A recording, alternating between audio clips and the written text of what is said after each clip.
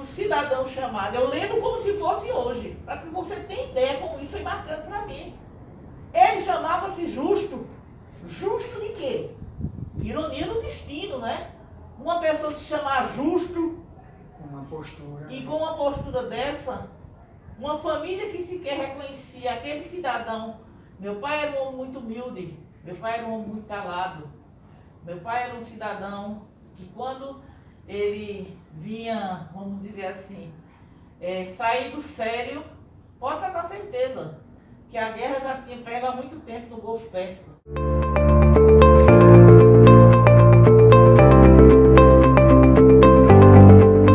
Chegamos a mais uma edição do programa Vivência. Dessa vez eu tenho a alegria e ao mesmo tempo me sinto honrado em ter comigo a Lucimere Passos, que é presidente do coletivo Ilê Dandara, membro do Conselho Municipal dos Direitos da Mulher, militante dos direitos humanos, com ênfase à não violência contra a mulher e as questões raciais, e também em várias situações, porque isso acontece naturalmente no processo, né, com quem está lidando, né, no cotidiano da luta. Em várias situações a gente já pôde estar juntos, né, graças a Deus, sempre do mesmo lado, em marchas, né, ao longo da história. E eu tive, posso dizer isso assim, eu tive a alegria de viver esses momentos compartilhados com ela e de ter na pessoa dela também alguém que me inspira nessa dedicação da luta a querer e a desejar o melhor para a vida da sociedade e para a vida dos outros. Então, Lucimere, sinta-se muito bem-vinda, né, nesse Vivência, e quero que você já, nessa abertura, já nos traga também uma palavra sua de saudação, a palavra inicial. Inicialmente, Paulo, eu agradeço o convite, é recíproco, viu? Para mim também, eu recebi o convite com muita alegria e de poder falar um pouco sobre essas vivências que a gente tem em determinados campos da vida, campos sociais, e trazer um pouco dessa história, desses fatos para os seus ouvintes, os seus telespectadores, né, que irão nos escutar um pouco com a experiência de quem tem a autoridade porque nasceu negra, né? Nasceu negra, vive em total sintonia com sua negritude e buscando ao longo de mais de meio século de vida a vivência de um mundo coletivo, plural, mais justo, onde as pessoas possam ser respeitadas, onde as pessoas possam ser consideradas não por posições sociais, não pela cor da sua pele, não pela conta bancária que detenha no banco, mas pelo fato de serem humanas, de estar dentro de um contexto onde há diversidade, a diferença é que é a riqueza. Nessa luta, como eu falei, assim, que várias lutas a gente se encontrou, além dessa, né, que é uma luta mais em relação a, infelizmente, né, inclusive voltando à tona agora, que é a questão da cor da pele, os bons companheiros acabam se encontrando e se identificando, mesmo que as lutas sejam outras, né, que Sim. Como você colocou, às vezes é por questão de moradia, mas de uma forma ou de outra, né, onde a gente percebe a injustiça acontecendo, se toca a vida do outro, também toca a vida da gente, e essa é um pouco a pauta do que a gente vai colocar no programa de hoje, claro que de forma mais específica, com esses fatos que têm acontecido nesse segundo semestre no país, tanto lá nos Estados Unidos, através de uma cena, né, que foi reportada de extrema violência, que veio até trazer a óbito, né, da força policial, contra o negro. Vimos também nesse período cenas semelhantes aqui no Brasil, que não é tão diferente no cotidiano, né, mas como elas acontecem dentro desse contexto praticamente no mesmo período. Então eu acho que isso comove mais. E às vezes a gente usa só a África ou os Estados Unidos como referência para o preconceito, mas aqui no Brasil mesmo, até a gente estava conversando em off, até os anos 70, né, existiam clubes onde não permitia a entrada de negros. E reportando-se ao tempo, eu queria que você começasse já trazendo à memória esse seu período da infância e adolescência, né? Como é que foi esse período nesse contexto? Veja bem, outro dia, já durante esse período em que a gente vem, vamos dizer, participando de forma mais vigorosa, né, em que fatos chamam muito mais atenção, em que há uma repercussão social muito grande, e eu fui lembrando de um fato que me ocorreu aos 8 anos. Né? Meu pai trabalhava para um cidadão na época, ele era sapateiro, então ele trabalhava cortando peças para confeccionar aquele calçado artesanal que a gente usava muito numa região feita Caruaru, e no final da semana ele ia receber.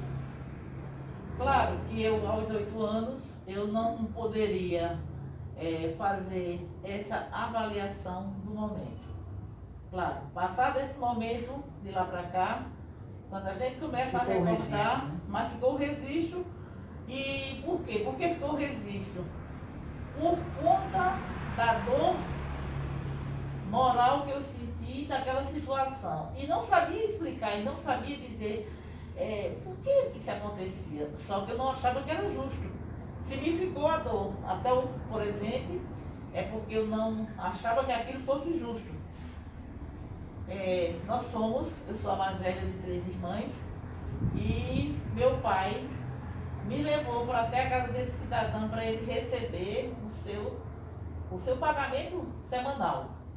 Lá chegando, fomos recebidos pela esposa desse cidadão, a qual sequer ela disse assim, sente aqui, porque ela disse que o cidadão lá estava terminando de tomar banho. Tinha a sala com as cadeiras, né, como nós estamos aqui sentados. Ela foi incapaz de dizer assim, seu Zé, sente aqui com sua filha. Não disse nada, só disse isso, que ele estava tomando banho e que ele aguardasse. E aí ficamos, eu e papai, encostados numa parede, né? Uma parede, a sala muito bonita. Eu recordo como se fosse hoje, bonito sofá, tapete, né? E a gente em pé, encostado. Quando é daqui a pouco, surge o cidadão. Aí foi logo dizendo assim, diga, seu Zé. Aí papai disse, eu vim resolver para pegar o meu dinheiro. Aí ele pegou um caderno e olhou lá, né, as anotações do quanto meu pai tinha produzido. E eu em pé lá, olhando, esperando. Aí ele foi lá, fez a conta, aí disse a papai, é isso aqui? Aí papai olhou com o filho e disse, é isso mesmo. Aí ele botou a mão no bolso e entregou. A priori, olhando essa situação, ninguém acharia que nessa situação estivesse ocorrendo alguma violação, alguma ação de racismo ou de inferioridade em relação ao outro, né? Não. O que é que acontece? Era um sábado à noite, final de tarde, início da noite, 5 a 6 horas da tarde. Então veja, às 5 às 6 horas da tarde de um sábado, após uma semana de trabalho, um homem negro com uma criança negra se dirigem à casa do cidadão que era o considerado patrão, digno representante da casa grande, e paga um sábado às 6 horas, quase 6 horas da noite, o dinheiro para que este homem fosse fazer a sua feira. E aí eu lembro que essas situações eram corriqueiras. Então o que acontecia? Saíamos da casa desse cidadão, fazia muita diferença, assim. E aí íamos, voltávamos para casa, eu como mais velha. Já não tinha mais como fazer a feira? Não, saíamos.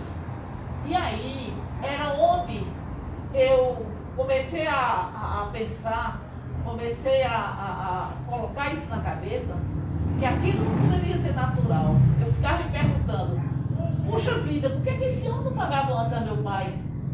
Porque como nós não tínhamos como tem hoje, feiras, né? Finais de semana, sábado, domingo, não. Era centralizada no Parque 18 de Maio. Então, minha mãe saía, quando nós chegávamos com dinheiro, minha mãe segurava minha mão, que era mais velha, e íamos à feira. E você não imagina a raiva que eu sentia, a humilhação que eu sentia de pegar a feira, quando não tinha praticamente mais nada, quando as pessoas estavam recolhendo, ou então, por exemplo, um resto aqui e oferecendo, ó, 3 por 2, vamos dizer, se fosse o dinheiro de hoje. E minha mãe correndo e fazendo aquela feira bem ligeira. Por quê? Porque nós não fazíamos a feira. Nós não fazíamos essa feira em tempo normal, ou dentro de um dia onde ela pudesse ir lá, mesmo que ela não tivesse condição de, por exemplo, comprar a melhor banana, comprar a melhor carne. Você imagine o que é que nós levávamos para casa no fim de feira. No fim de uma feira. A carne de um fim de feira, né? As frutas depois de um dia de sol de um fim de feira. E coisas que talvez nós já não tivessem ali porque durante o dia já tinha se acabado. Então isso ficava assim na minha cabeça e eu não tinha, por ser uma criança, não tinha entendimento, mas isso foi uma coisa que começou a me marcar. Quando é que nós tínhamos assim, um pouco, uma feira fora desse horário? Quando minha mãe recebia, porque minha mãe era funcionária pública, trabalhava na prefeitura. Mas aí, exatamente. Quando aquele final de mês coincidia né, com o recebimento dela. A precariedade de uma família pobre, a precariedade de uma família que mora numa casa alugada, que tem 3 filhas, que tem como ideal que eles sempre tiveram a educação dessas filhas. Então, claro e evidente que o fato de ter uma feira era muito importante. Mas, se as condições não fossem melhores, tinha que ser aquela mesma. Que o cidadão chamado, eu lembro como se fosse hoje, para que você tenha ideia como isso foi marcante para mim. Ele chamava-se Justo. Justo de quê? Ironia do destino, né? Uma pessoa se chamar Justo, uma postura. E com uma postura dessa, uma família que sequer reconhecia aquele cidadão. Meu pai era um homem muito humilde, meu pai era um homem muito calado. Meu pai era um cidadão que quando ele vinha, vamos dizer assim, sair do sério, pode ter certeza que a guerra já tinha pego há muito tempo no Golfo Pérsico. Porque, na verdade, ele não tinha, ele era um cidadão calmo, pacato, entendeu? Também, vamos dizer assim, tímido. Então, ele não tinha reação, mas eu já ficava com raiva. Então, veja, essa coisa é tão brutal, isso assim, é uma coisa tão que dói tanto, que eu fazia questão. Aí, quando chegava no outro sábado, ele dizia, Lucimere, vamos lá, vamos ali na casa do meu patrão para receber o dinheiro. Eu já ia com a espinha atravessada aqui. Eu já saía de casa sentindo isso. Porque eu já sabia quais eram as sequências dessa ida lá. Pegar o dinheiro fim de tarde, correr para casa, descer para o Parque 18 de Maio. Interessante como isso desconstrói todo o processo da família, né? Porque, digamos, se isso sai até a sexta, o sábado você aproveita para feira, aproveita para lazer e outras situações. Agora, nessa fase sua também, digamos aí já talvez mais para a adolescência mesmo, eu creio que você tem uma identificação com outro problema que surge, que é a estética afro, né? Que hoje também em dia está muito presente. Que muitas vezes a sociedade cobra isso, que a mãe ou o pai cuide melhor daquele filho que estuda, né, para estirar o cabelinho dele, porque aquele cabelo ali é um cabelo que não presta, é um cabelo de twin, então para deixar o cabelo melhor, ou então até mesmo no aspecto profissional, né, como a gente também está conversando, que se ele está apto para trabalhar numa empresa, numa loja, num ambiente, aí vai querer poldar também essa estética dele. Isso não deixa de ser desrespeito e uma forma de violência. Isso é traumatizante, Paulo. Essa questão da estética negra, afinal de contas, nós fomos um povo colonizados, né, dentro de um padrão eurocêntrico, e que esse padrão, até a presente data, ainda tenta desconstruir a nossa identidade negra. Né? Não é estranho, ou não é desconhecido, ou isso não é algo, vamos dizer assim, inovador, que muitas vezes uma pessoa que se candidata a um emprego, né, ela tenha que, vamos dizer assim, se adequar esteticamente a esse padrão eurocêntrico normativo. Né? Como quando nós éramos crianças, né, o cabelo natural do padrão negro, nós íamos sempre à escola com os cabelos em forma de trança. E, mais uma vez, eu tenho que lembrar do meu pai, porque como minha mãe trabalhava muito e tinha assim, horários a cumprir, e ele tinha um horário mais flexível, era ele que penteava os cabelos da gente, que fazia as tranças para que a gente fosse à escola. Ninguém tinha o direito. Por exemplo, uma das coisas que eu lembro dessa fase, é que a trança era feita de tal maneira que aqui na testa ele ficava dolorido, porque o cabelo tinha que ficar bem presozinho, entendeu? Depois, já entrando na fase da adolescência, continuando com essa imposição desse modelo, desse padrão eurocêntrico, nós, enquanto adolescentes, né, tínhamos que ter um cabelo parecido com aquela menina que tinha o cabelo comprido, com aquela menina que tinha o cabelo, vamos dizer, baixinho. E dentro dessa situação, eu e minhas irmãs, assim como quase toda uma geração de negras, de meninas negras, fomos as usuárias de produtos que não eram adequados. Né? A nossa, vamos dizer assim, ao nosso cabelo, ao nosso padrão, até as questões, vamos dizer assim, de ordem biológica, mas nós tínhamos, né, que obedecer aquilo. Então, eu lembro que quando apareceu esse produto para alisar o cabelo, e nós mergulhamos, né? Nós não tínhamos ainda, vamos dizer assim, o conhecimento que nós detemos hoje. Nós não tínhamos ainda grupos os quais isso fosse amplamente divulgado, que estimulasse a própria representatividade, que é muito importante. Nós, quando olhávamos para o negro, né, eu lembro que um dos negros que estimulou muito e criou, foi um dos criadores do rock, né, cabelo liso. Nós não tínhamos, como a gente olha hoje, que cada um segue o seu padrão estético que quer.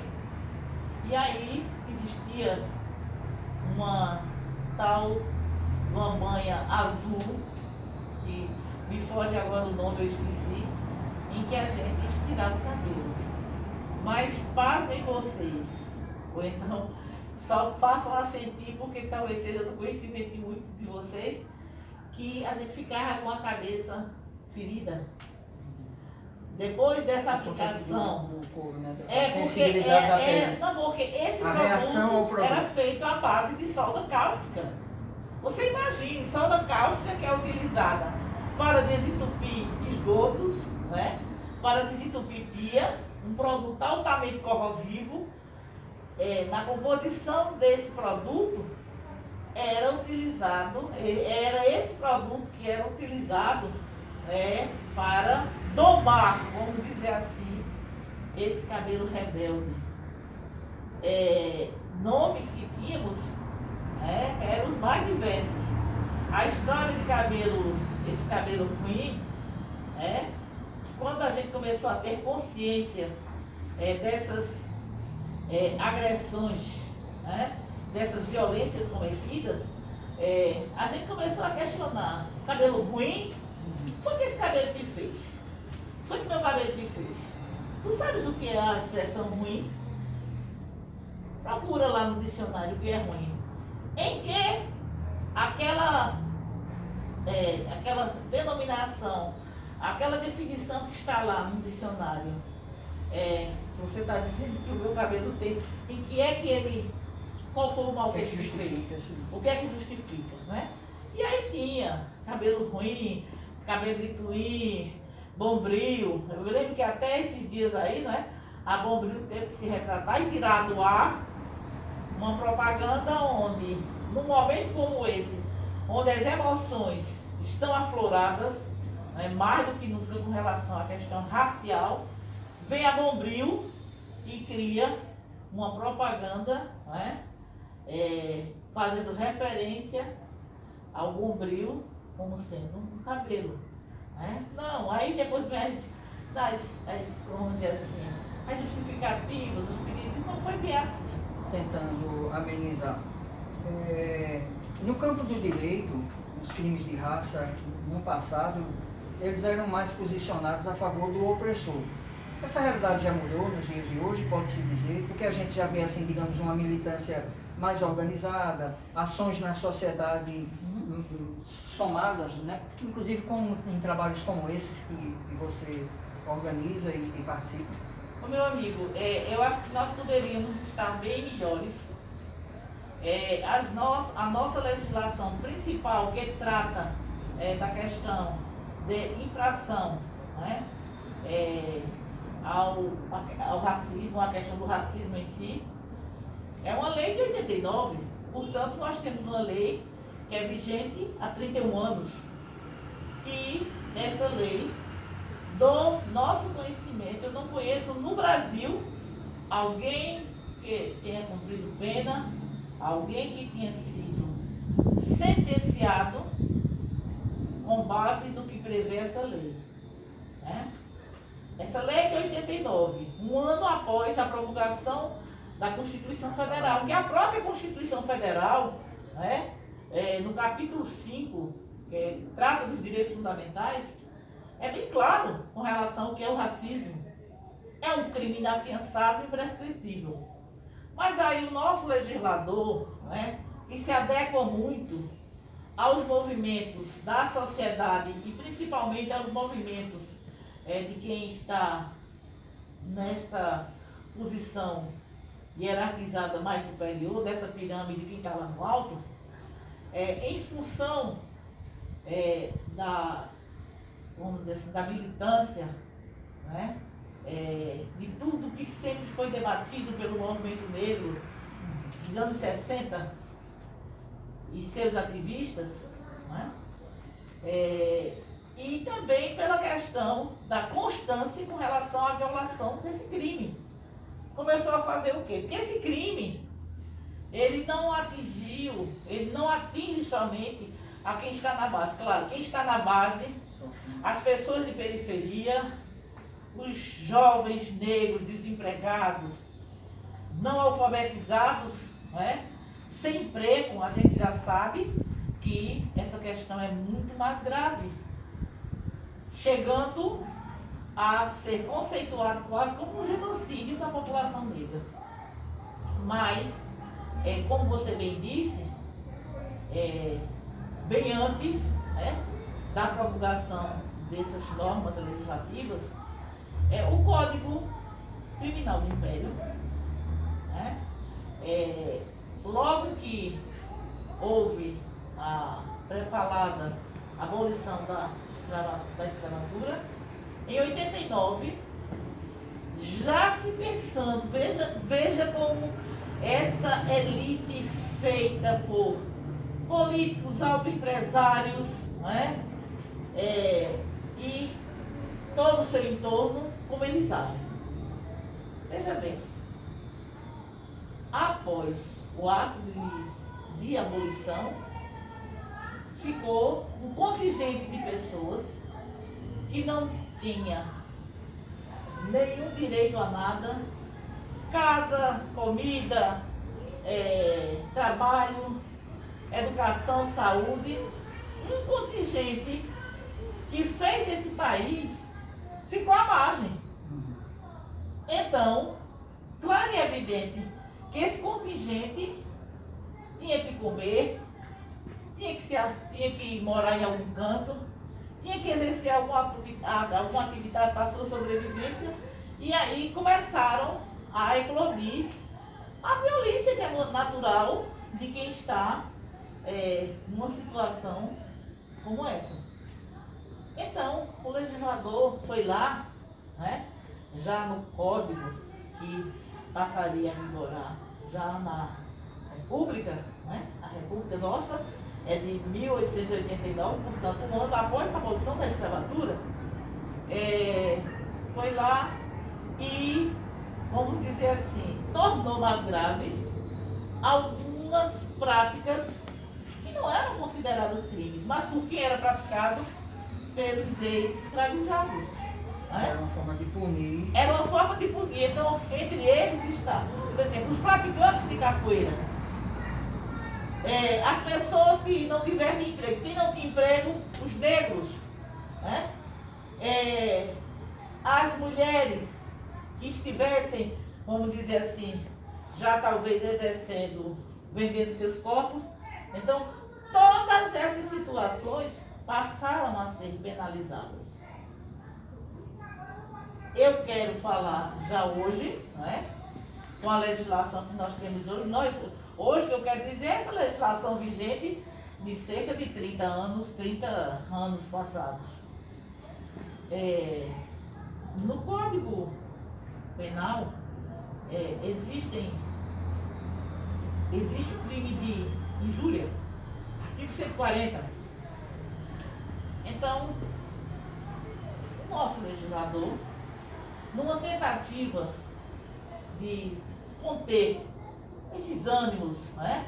Bom, já que não existe alguém penalizado com base na lei de racismo a 7716/89, vamos criar uma coisa mais amena. E aí foi criado o crime de injúria racial, né? Foi alterado dentro do artigo 140 do Código Penal para a injúria que fosse cometida em função de raça passasse a ter aquela penalização. Inicialmente, o cidadão chegava com diversos exemplos que a gente viu, que, por exemplo, guarda.